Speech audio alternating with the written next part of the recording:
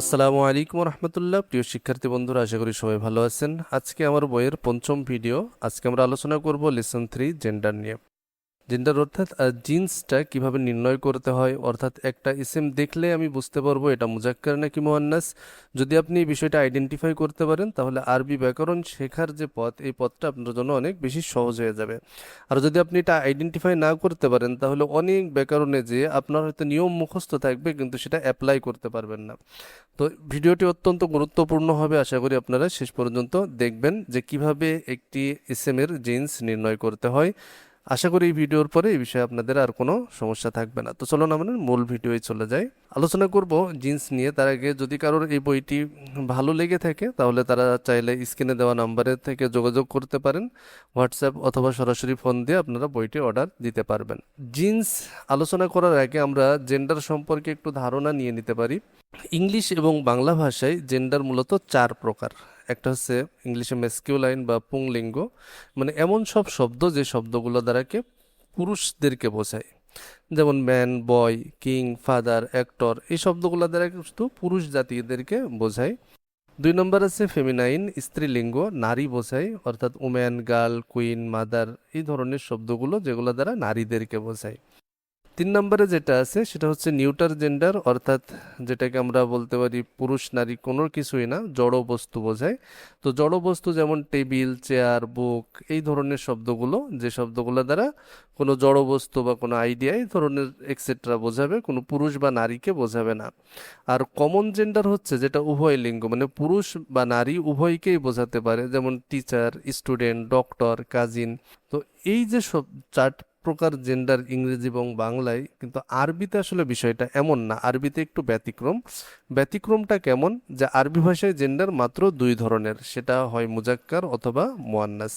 তো সহজ ভাষায় বললে আরবির যে কোনো ইসিম সেটা হয় মুজাক্কার হতে হবে অথবা মুয়ান্নাস হতে হবে, এর বাইরে যাওয়ার কোনো সুযোগ নেই। অর্থাৎ আমি যদি বলি যে কলামুন, একটি কলম, এটা কোন জেন্ডার, তাহলে সেটাকেও হয় আপনাকে মুজাক্কারে ফেলতে হবে অথবা মুয়ান্নাসে ফেলতে হবে। এখানে বস্তুবাচক বা কমন জেন্ডার বলে কোনো ধরনের জেন্ডার নেই, এই বিষয়টা আগে সুন্দর করে মাথায় নিয়ে নিতে হবে। তাহলে এখন কথা হচ্ছে, স্বাভাবিকভাবে কিছু শব্দ দেখলে তো বোঝা যায় যে এটা নারীবাচক শব্দ অথবা এটা পুরুষবাচক শব্দ, কিন্তু যে শব্দগুলোর জেন্ডার আইডেন্টিফাই করা সম্ভব না, আমরা জেন্ডার বলতে যেটা বুঝি, পুরুষ বা নারীবাচক শব্দ বলতে যেটা আমরা বুঝি, যেমন বই, মাদ্রাসা, টেবিল, আসলে এই ধরনের শব্দগুলোর ক্ষেত্রে আমরা কিভাবে জেন্ডারটা আইডেন্টিফাই করব। তো সেই ক্ষেত্রে আমাদের অবশ্যই যে কোনো একটা বিষয়ের চিহ্ন বুঝতে হবে, যে এই বিষয়গুলো হলে তাকে বা এই বৈশিষ্ট্যগুলো বুঝতে হবে। তো আমরা মুয়ান্নাসের চিহ্ন বুঝবো, যে কোন চিহ্নগুলো থাকলে সেটাকে আমরা মুয়ান্নাস বা স্ত্রীলিঙ্গ বলবো।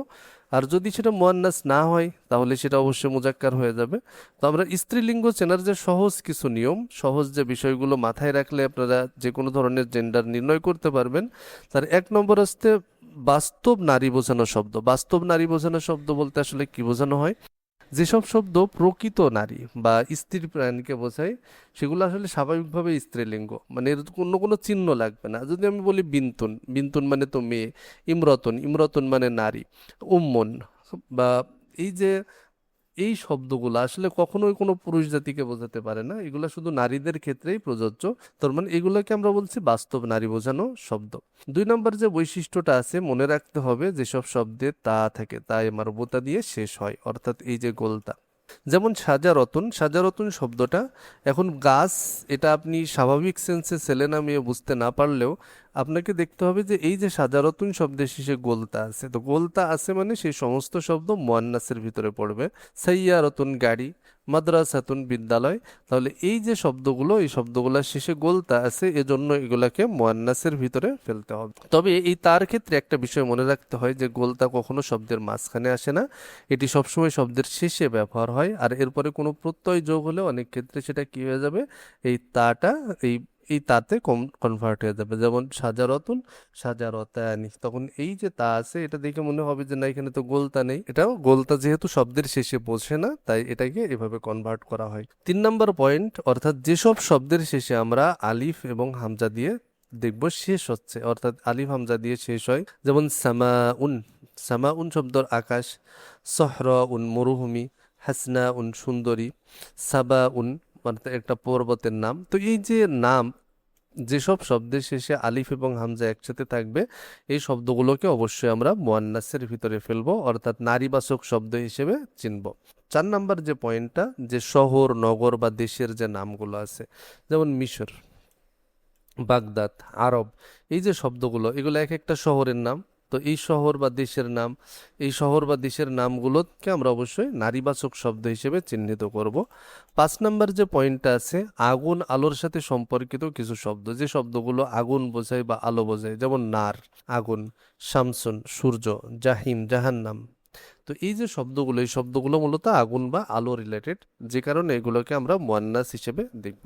6 নম্বর যে পয়েন্টটা মনে রাখবো সেটা হচ্ছে, যেসব অঙ্গ জোড়ায় থাকে, শরীরের যেসব অঙ্গ সাধারণত জোড়ায় থাকে সেগুলোর অনেকগুলো স্ত্রীলিঙ্গ হিসেবে ব্যবহার হয়, যেমন ইয়াদুন হাত, আইনুন চোখ, উজনুন কান। তাহলে এই যে 6টা পয়েন্ট আমরা দেখলাম, এই 6টা পয়েন্ট যদি আমরা একটু মনে রাখি তাহলে আমরা অবশ্যই খুব সহজেই মুয়ান্নাসকে আইডেন্টিফাই করতে পারবো। কি কি পয়েন্ট বললাম আমরা যদি এক নজরে ভাবি, যেসব শব্দ প্রকৃতভাবেই নারী বোঝায়, শব্দের শেষে যদি গোলতা থাকে, শব্দের শেষে যদি আলিফ বা হামজা থাকে, এই শব্দ দ্বারা যদি কোনো দেশকে বোঝায়, শব্দ দ্বারা যদি আগুন বা আলোর সাথে সম্পর্কিত হয়, যেসব অঙ্গ শরীরে জোড়ায় থাকে, এই যে পয়েন্টগুলো জাস্ট আমাদের মেমোরাইজ করে নিতে হবে। এই চিহ্নগুলো যদি আমরা কোনো শব্দে খুঁজে পাই তাহলে সেটা অবশ্যই মুয়ান্নাস হবে। আর যদি এই সব চিহ্নগুলো আমরা কোনো শব্দে খুঁজে না পাই তাহলে মুজাক্কার হবে সেটা, অর্থাৎ মুজাক্কার চেনার জন্য আমাদের কোনো চিহ্ন পড়া লাগবে না।